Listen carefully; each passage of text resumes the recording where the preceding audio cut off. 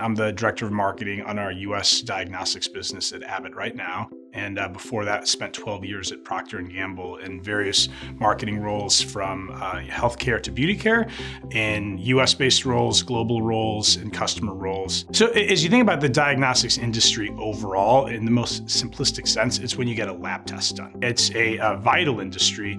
One of the statistics that's talked about all the time within the industry is that 70% of clinical decisions are based upon a lab test. And so when you think about the decisions that clinicians and physicians make every single day, ultimately the majority of those are based upon lab data. So I would say that the lab industry, as I've come relatively new to it, still takes enormous pride in the quality of the results that they provide. So from the physical specimen and how it's processed, all the way down to the report generation that goes in there, you could argue within the entire healthcare system, there is nothing that is more efficient today and more accurate from a repeatable standpoint than the laboratory testing that is done from that standpoint.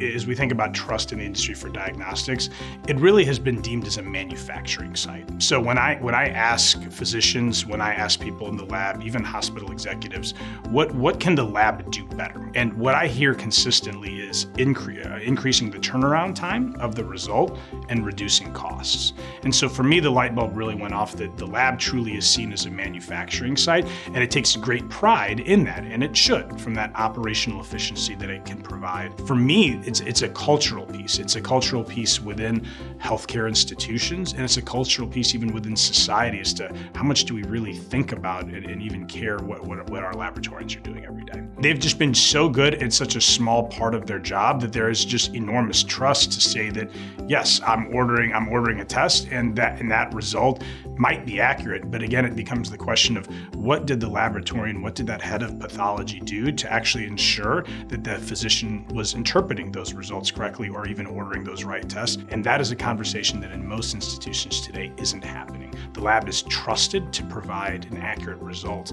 but they're not trusted or, quite frankly, enabled to have that conversation where they can provide value in a much deeper way across the value chain of lab medicine and ultimately impacting patient outcomes. Ultimately, when you think about some of the news of negative results right now, where the assumption was from some companies doing lab testing that the results were accurate when they actually weren't. People's lives were truly put in danger because the wrong clinical decision was being made based upon their diagnosis from their lab testing. But I would flip it to say, how do we turn that into a positive thing? And how can we begin to have a conversation as a society, but also across our healthcare system, where we begin to talk about the importance and the pride that should be taken in the high quality testing that's being done, and importantly, the right test being done at the right time. We want to shift the lab from it being a manufacturing site to being a clinical decision support center. And that in many ways is the broader vision that we're trying to drive. And Abbott can play a part within that vision, but it's ultimately, we're just a small piece of that puzzle of the larger vision that we're trying to drive